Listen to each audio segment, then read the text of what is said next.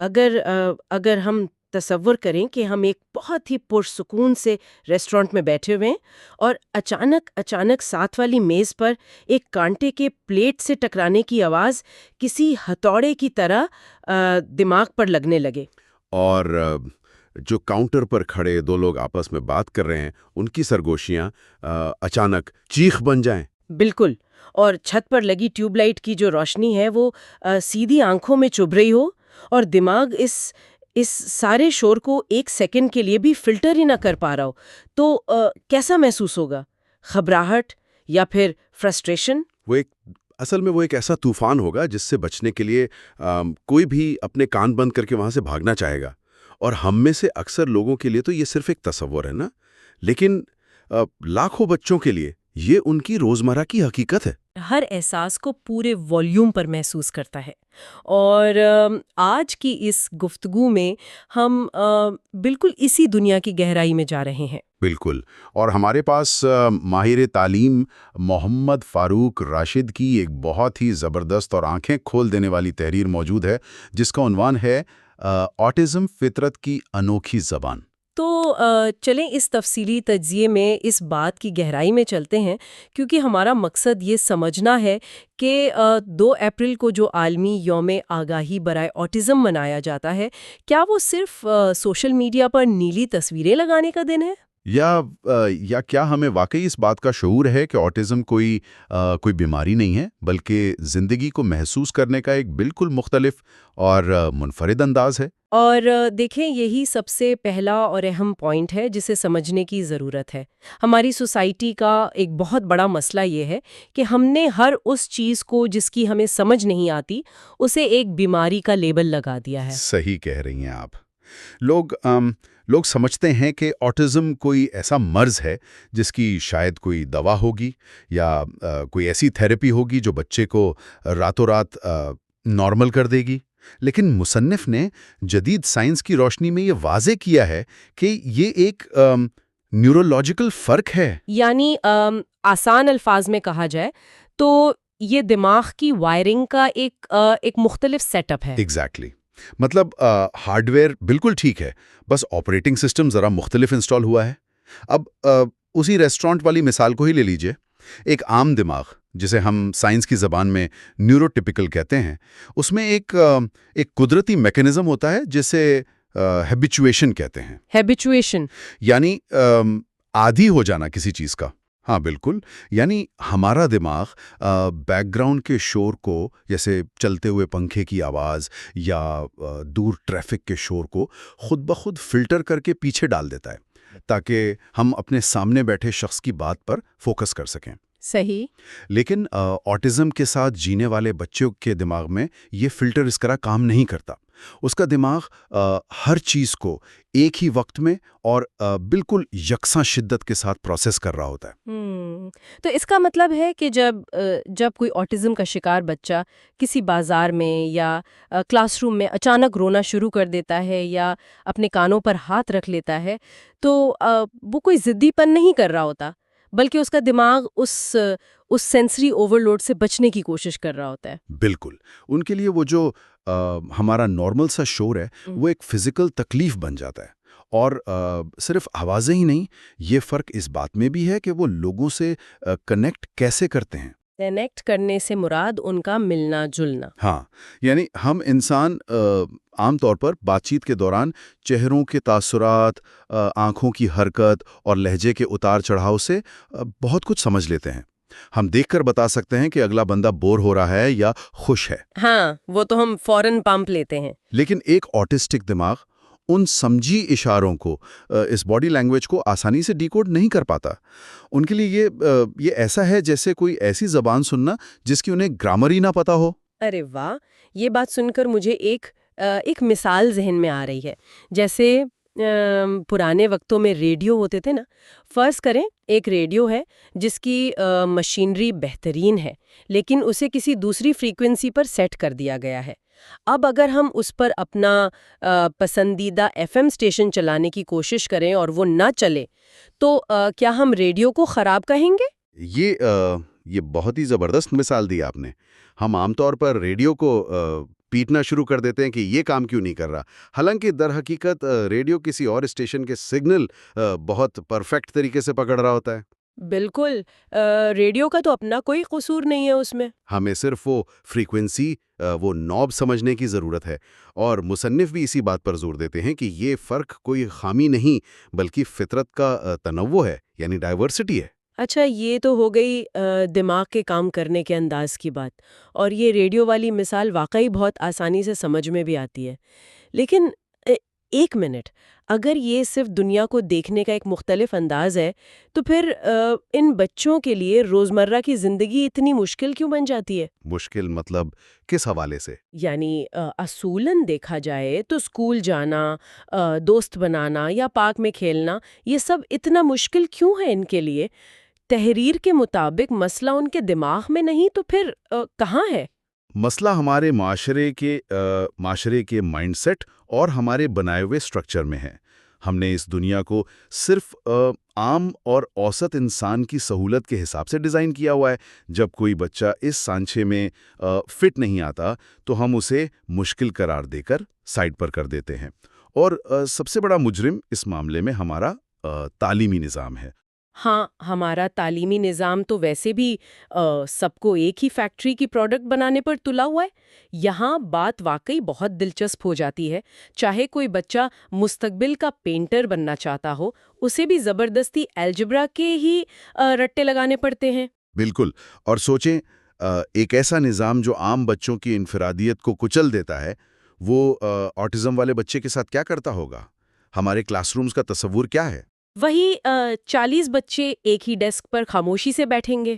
ہاں، اور 6 گھنٹے تک استاد کی بات سنیں گے، ایک ہی رفتار سے سیکھیں گے، اور پھر ایک ہی دن ان سب کا ایک ہی طریقے سے امتحان لیا جائے گا۔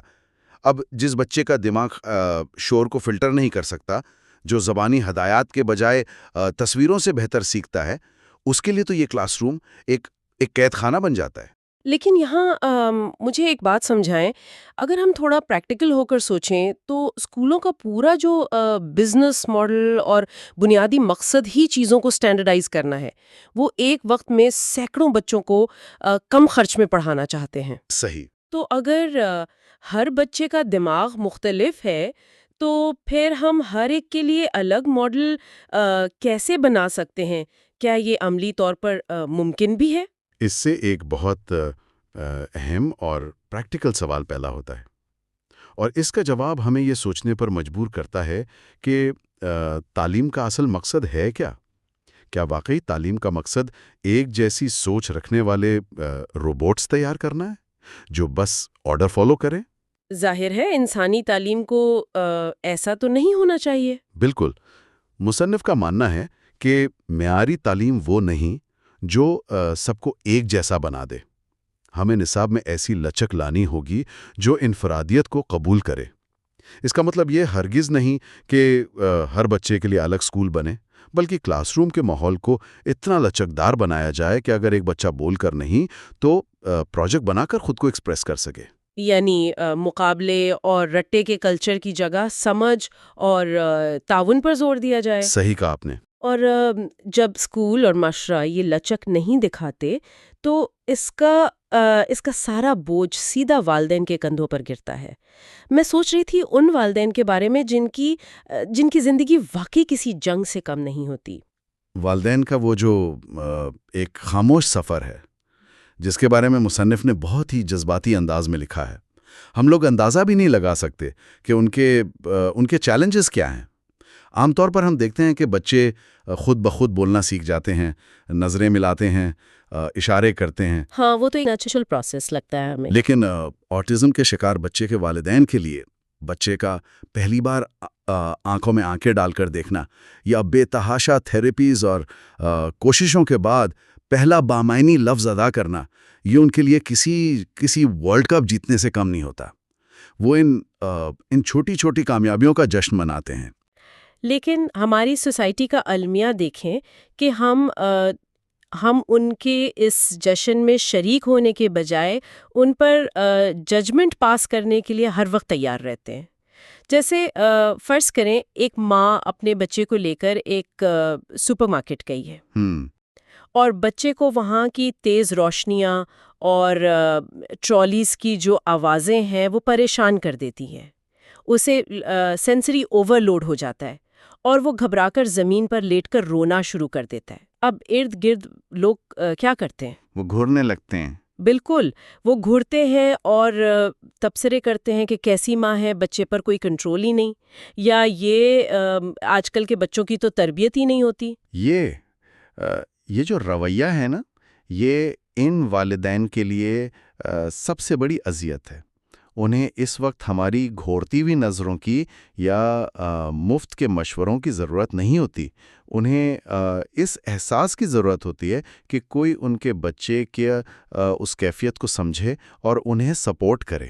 بالکل صحیح. اور اسی سپورٹ اور شعور کو بیدار کرنے کے لیے ہی 2 اپریل کا دن یعنی آٹزم کا عالمی دن اتنی اہمیت رکھتا ہے. لیکن ایک منٹ، 2 اپریل کو ہوتا کیا ہے؟ عمارتوں پر نیلی لائٹس لگا دینا یا سوشل میڈیا پر نیلی شرٹ پہن کر تصویریں پوسٹ کر دینا، یہ سب تو بہت آسان ہے. میں یہاں تھوڑا سا تنقیدی ہو رہی ہوں، لیکن کیا یہ سب صرف ایک دکھاوا یا فیشن نہیں بن گیا؟ یہ ایک بہت ویلڈ پوائنٹ ہے. کیونکہ کیا ان تصویروں سے اس بچے کی زندگی میں واقعی کوئی فرق پڑ رہا ہے جو کلاس میں شور سے پریشان بیٹھا ہے؟ آپ کی تنقید 100% درست ہے، اور اکثر یہ دن واقعی صرف ایک رسم بن کر رہ جاتا ہے. اگر بات صرف روشنیوں اور تصویروں تک محدود رہے تو یہ واقعی ایک دکھاوا ہی ہے. لیکن مصنف نے اپنی تحریر میں واضح کیا ہے کہ یہ نیلا رنگ دراصل ایک ویژول کیو ہے، یعنی صرف بات شروع کرنے کا ایک بہانہ. اچھا، تو یعنی اصل کام تو اس نیلی لائٹ کے جلنے کے بعد شروع ہوتا ہے؟ بالکل، اصل کام اس نیلے رنگ سے آگے شروع ہوتا ہے، جس کے لیے مصنف نے 6 عملی اقدامات کا ایک پورا خاکہ پیش کیا ہے. وہ 6 اقدامات کون سے ہیں جو واقعی گراؤنڈ پر تبدیلی لا سکتے ہیں؟ پہلا قدم تو وہی آگاہی ہے، لیکن صرف پوسٹر لگانے سے نہیں، بلکہ اسکولز اور آفیسز میں باقاعدہ سیمینارز اور ورکشاپس کے ذریعے. دوسرا وہی نیلا رنگ ہے جو کہ قبولیت کے گلوبل سمبل ہے. لیکن تیسرا قدم سب سے پریکٹیکل ہے، اور وہ ہے انکلوزیو ایکٹیویٹیز. انکلوزیو ایکٹیویٹیز یعنی عام بچوں اور آٹزم والے بچوں کو اکٹھا کرنا. ہاں، یعنی آٹزم والے بچوں کو عام بچوں کے ساتھ کھیل، آرٹ اور میوزک جیسی سرگرمیوں میں شامل کرنا. جب عام بچے ان کے ساتھ کھلیں گے تو وہ بچپن سے ہی سیکھ جائیں گے کہ ہر انسان مختلف ہوتا ہے، اور یہ ایک بالکل نارمل بات ہے. یہ تو بہت زبردست اپروچ ہے. اور چوتھا قدم یقیناً اساتذہ کی تربیت ہوگی، کیونکہ استاد ہی تو کلاس روم کا ماحول کنٹرول کرتا ہے نا؟ بالکل، استاد وہ فرنٹ لائن ورکر ہے جو اصل گیم چینجر بن سکتا ہے. اگر ایک استاد کو یہ ٹریننگ دی جائے کہ آٹزم کے بچے کی علامات کیا ہیں، اسے کب بریک کی ضرورت ہے اور وہ تصویروں سے کیسے سیکھتا ہے، تو پوری کلاس کا ماحول بدل سکتا ہے. صحیح. اور 5واں اور 6ٹھا قدم کیا ہے؟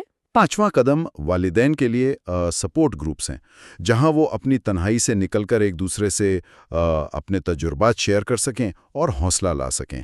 اور 6ٹھا قدم سوشل میڈیا کا صحیح استعمال ہے. یعنی صرف ہمدردی بٹورنے کے بجائے پازیٹیو کہانیاں شیئر کی جائیں. ہاں، آٹزم والے بچوں کی کامیابی کی کہانیاں اور ان کی حیران کن صلاحیتیں ہائی لائٹ کی جائیں تاکہ معاشرے کا مائنڈ سیٹ تبدیل ہو. یہ تو ایک پورا روڈ میپ ہے واقعی.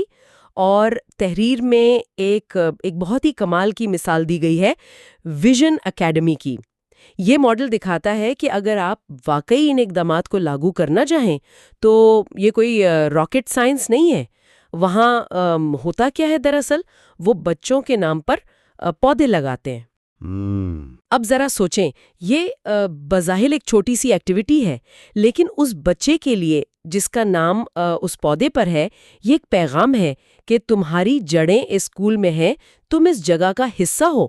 یہ اس بچے میں کتنا احساس تحفظ پیدا کرتا ہوگا. بہت زیادہ. اور اسی اکیڈمی میں تصویری شیڈیول یعنی ویژول شیڈیول کا استعمال کیا جاتا ہے. جیسا کہ ہم نے پہلے بات کی کہ یہ بچے باڈی لینگویج اور زبانی ہدایات کو دیر سے پروسیس کرتے ہیں۔ ہاں، وہ سن کر فوراً ریئیکٹ نہیں کر پاتے۔ تو اگر ٹیچر بولے بیٹا پہلے ہم میتھس پڑھیں گے پھر ڈرائنگ کریں گے تو شاید بچے کو فوراً سمجھ نہ آئے، لیکن اگر بورڈ پر پہلے کیلکولیٹر کی تصویر ہو اور اس کے بعد کلر پینسلز کی تصویر تو بچہ فوراً سمجھ جاتا ہے کہ اب کیا ہونے والا ہے۔ یہ جو پریڈکٹیبلٹی ہے نا، یہ ان کی بے چینی کو بالکل ختم کر دیتی ہے۔ اچھا، اسی ویژن اکیڈمی کی ایک اور چیز جس نے مجھے بہت زیادہ متاثر کیا وہ ہے ایک خاموش کونے یا کوائٹ کارنر کا قیام۔ اس خاموش کونے کے بارے میں پڑھتے ہوئے مجھے بالکل ایسے لگ رہا تھا جیسے عمارتوں میں ویل چیئر کے لیے ریمپ ہوتا ہے۔ ارے واہ، یہ بہت زبردست اینگل ہے۔ کیسے؟ تھوڑا اور بتائیں اس کے بارے میں۔ دیکھیے نا، اگر کسی عمارت کے دروازے پر صرف سیڑھیاں ہوں تو ایک شخص جو چل نہیں سکتا وہ اندر نہیں جا سکتا۔ ریمپ اس کی فزیکل معذوری کو ایک طرف کر کے اس کے لیے راستہ کھولتا ہے۔ تو کیا یہ خاموش کونا ان بچوں کے دماغ کے لیے ریمپ کا کام نہیں کر رہا؟ بالکل کر رہا ہے۔ جب کلاس کے شور اور ہنگامے سے ان کا دماغ تھک جاتا ہے، ان کا سینسری اوورلوڈ ہو جاتا ہے، تو وہ اس خاموش کونے میں جا کر ریلیکس کر سکتے ہیں۔ یہ ایک دماغی ریمپ ہے جو ان کی وقتی رکاوٹ کو دور کر دیتا ہے۔ 100% آپ نے بالکل درست پکڑا ہے۔ جب دماغ تھک جاتا ہے تو یہ کونا انہیں دوبارہ چارج ہونے کا موقع دیتا ہے تاکہ وہ واپس آ کر سیکھنے کے عمل کا حصہ بن سکیں۔ لیکن ہمیں یہ بھی دیکھنا ہوگا کہ کیا یہ سب صرف اسکول کی چار دیواری تک ہی رہنا چاہیے؟ ہاں، وہ اسکول سے باہر بھی تو جائیں گے۔ جب بچہ اسکول سے نکل کر سڑک پر آئے گا، پارک میں جائے گا، تو پھر کیا؟ پھر وہی معاشرہ شروع ہو جائے گا جو انہیں جج کرتا ہے۔ اور اسی لیے مصنف کہتے ہیں کہ یہ ہماری اجتماعی معاشرتی ذمہ داری ہے۔ اگر ہم نے ان کو صرف ایک گھر کا مسئلہ سمجھ لیا اور ان بچوں کو سماجی دھارے سے کاٹ دیا تو ہم بحیثیت معاشرہ ناکام ہیں۔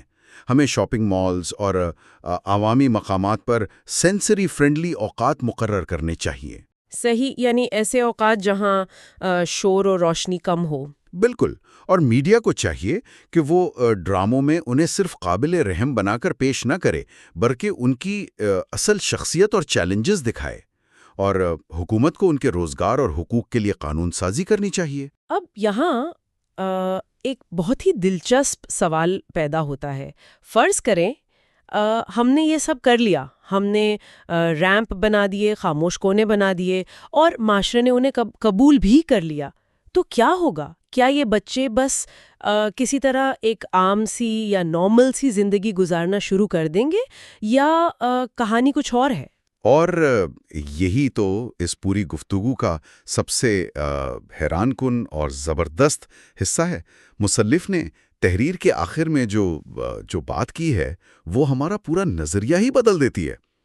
وہ بتاتے ہیں کہ آٹزم دراصل کوئی کمزوری یا نقص ہے ہی نہیں۔ واقعی؟ ہاں، یہ ایک بے پناہ طاقت ہے، ایک سپر پاور ہے۔ اگر ہم تاریخ اٹھا کر دیکھیں تو ہمیں سائنس، ریاضی اور آرٹ کے میدانوں میں ایسے کئی جینیس ملتے ہیں جنہوں نے دنیا بدل دی، اور محققین کا ماننا ہے کہ ان میں آٹزم جیسی خصوصیات تھیں۔ تو اس کا مطلب ہے کہ جس چیز کو ہم دماغ کا نقص سمجھ رہے تھے وہ دراصل ان کا سب سے بڑا ہتھیار ہے۔ بالکل، اسے ہم ہائپر فوکس کہتے ہیں۔ ہم نے شروع میں بات کی تھی نا کہ آٹسٹک دماغ معلومات کو فلٹر نہیں کرتا۔ اب ذرا اس کا الٹ سوچیں۔ اگر ایک عام انسان کو ہزاروں ٹکڑوں والی ایک پزل دے دی جائے تو اس کا دماغ بڑی تصویر دیکھ کر کنفیوز ہو جائے گا۔ ہاں، ہم تو تھک کے چھوڑ دیں گے۔ لیکن ایک آٹسٹک دماغ جو ہر باریک ڈیٹیل کو نوٹس کرنے کا عادی ہے، وہ اس پزل میں موجود میتھمیٹیکل پیٹرنز کو فوراً دیکھ لے گا۔ وہ ان تفصیلات پر گھنٹوں بغیر تھکے پوری توجہ کے ساتھ فوکس کر سکتے ہیں جو ہمیں بور کر دیتی ہیں۔ یہ تو واقعی ایک نیا زاویہ ہے۔ میں کہیں سن رہی تھی کہ سلیکان ویلی کی بہت سی بڑی ٹیک کمپنیز اب جان بوجھ کر ایسے لوگوں کو ہائر کرتی ہیں جن میں نیورو ڈائیورجنٹ خصوصیات ہوں، کیونکہ وہ کوڈنگ کی غلطیاں اور ڈیٹا کے پیٹرنز عام لوگوں سے کہیں جلدی پکڑ لیتے ہیں۔ صحیح کہہ رہی ہیں آپ۔ جیسے وہ ایلن ٹیورنگ جس نے دوسری جنگ عظیم میں جرمنز کا انگما کوڈ توڑا تھا، اس کے بارے میں بھی یہی کہا جاتا ہے کہ ان کا دماغ دنیا کو بالکل الگ فریکوینسی پر دیکھتا تھا۔ ایگزیکٹلی ان کی وہ جو نام نہاد کمزوری تھی وہ دراصل ان کی سب سے بڑی قابلیت بن جاتی ہے۔ شرط صرف یہ ہے کہ انہیں درست ماحول اور سمت ملے۔ اگر ہم انہیں اپنی طرح سوچنے پر مجبور کرنے کے بجائے ان کے اپنے طریقے سے کام کرنے دیں تو وہ ایسی چیزیں ایجاد کر سکتے ہیں جو ہم سوچ بھی نہیں سکتے۔ تو اس تمام گہری گفتگو کا نچوڑ کیا نکلا؟ نچوڑ یہ ہے کہ صرف برداشت کرنا یا انہیں ٹالریٹ کرنا کافی نہیں ہے۔ اصل کامیابی قبولیت یعنی ایکسیپٹنس ہے۔ انسان ہونے کا مطلب صرف یہ نہیں کہ ہم اس تنگ سے خول میں رہیں جسے معاشرے نے نارمل کا نام دے دیا ہے۔ اور اسی بات کو مصنف نے آخر میں ایک بہت ہی خوبصورت تشبیہ کے ساتھ سمیٹا ہے۔ انہوں نے دنیا کو ایک سمفنی یعنی سازوں کی محفل کہا ہے۔ فرض کریں ایک آرکیسٹرا بج رہا ہے، اس میں طبلہ بھی ہے، وائلن بھی ہے اور بانسری بھی۔ خوبصورت بات ہے۔ فطرت کی یہ سمفنی اسی وقت دلکش لگتی ہے جب ہر ساز اپنی اصلی آواز میں بجے۔ اگر آپ زبردستی چاہیں کہ ایک نرم سی بانسری نکارے کی طرح اونچی اور دھماکے دار آواز دے تو کیا ہوگا؟ موسیقی پیدا نہیں ہوگی، صرف شور مچے گا۔ واو! یعنی ہر ساز کی بناوٹ مختلف ہے، اس کی فریکوینسی مختلف ہے، اور اسی تنوع میں ہی پوری سمفنی کی خوبصورتی چھپی ہے۔ ہمیں آٹزم والے بچوں کو بھی اس کائنات کا ایک بہت اہم اور منفرد ساز سمجھنا چاہیے اور انہیں ان کی اپنی دھن میں بجنے کا موقع دینا چاہیے۔ بالکل، اور جب ہم ایسا کریں گے تو ہم صرف ان کی زندگی نہیں بلکہ اپنی پوری سوسائٹی کی زندگی کو بہتر بنا رہے ہوں گے۔ اس سے میرے ذہن میں ایک خیال آ رہا ہے اور میں چاہوں گی کہ ہماری یہ گفتگو سننے والے بھی اس پر ذرا غور کریں۔ آج ہم نے بات کی کہ ان آٹزم والے بچوں کی بہتری کے لیے ہمیں اپنے معاشرے کا شور کم کرنا ہوگا، اسکولوں سے وہ اندھی دوڑ اور سختیاں کم کرنی ہوں گی اور چیزوں کو پرسکون اور قابل فہم بنانا ہوگا۔ لیکن سوچیں ذرا، ہاں، کیا خیال ہے؟ اگر ہم واقعی اپنے معاشرے میں ایک دوسرے کے لیے ہمدردی بڑھا دیں، یہ جو اندھا مقابلہ ہے اسے ختم کر دیں اور ہر انسان کو اس کی اپنی رفتار اور اپنے منفرد طریقے سے آگے بڑھنے کی آزادی دے دیں، تو کیا ہم دراصل اس دنیا کو ہر ایک انسان کے دماغ کے لیے کم دباؤ والا اور زیادہ پرسکون نہیں بنا دیں گے؟ یہ تو بہت ہی گہری بات ہے نا؟ شاید آٹزم کے ساتھ جینے والے یہ بچے جنہیں ہم اکثر ایک بوجھ سمجھ لیتے ہیں، در حقیقت وہ ہمیں وہ دنیا بنانا سکھا رہے ہیں جس کی آج ہم سب کو، ہاں بالکل ہم سب کو ہی شدت سے ضرورت ہے۔